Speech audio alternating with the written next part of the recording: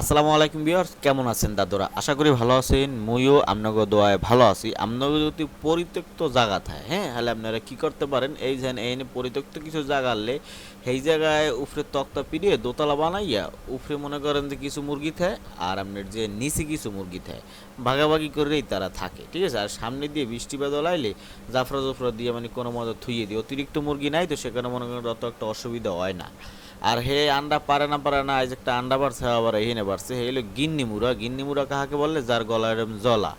আর এই যে দেখছেন এটি জলা না, এটি কিন্তু গিন্নি মুড়া না, এটা আপনার যে মাদি ওরফে মনে করেন যে বেড়ি মুড়া। আর এই সাইডে এগুয়া খালি রাওয়া, আর ওই কোনারটা রাওয়া, আর সবই আপনার যে বেড়ি ওরফে মাদি। ঠিক আছে, দেখছেন এর দূর জায়গার বৃত্ত আপাতত এই কয়টা হাঁস আর মুরগি আছে। আর তিনতলার ছাদের উপরে ওই জায়গায় আছে আমার কবুতর।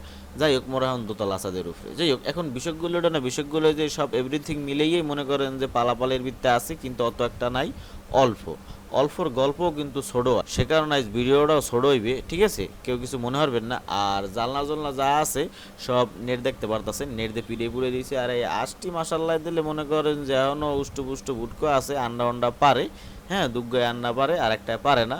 তাদের কোনো আন্ডা কোনো লাভ নাই, বৃষ্টি চইবে না, কারণ এখন নন নাই, খালি আন্ডাই বাড়িয়ে যাবে আর খাইতে হইবে। দেখছেন সব কিন্তু মারিয়ে দিছি, টুকটাক ভাবে মারিয়ে দিছি, যেন আপনার যে রাওয়াড়িতে উড়ে টুরে না যাইতে। আর দেশি মুরগি তো এরা মনে করেন যে 6 ফুট 7 ফুট বা 10 ফুট উঠতে যায় অনায়াসে। যাই হোক, ভিডিও পর্যন্ত ভিডিওর মধ্যে কোনো রকম ভুল ত্রুটি থাকলে ছোটো হিসেবে দেখবেন, ক্ষমার দৃষ্টি দেখবেন।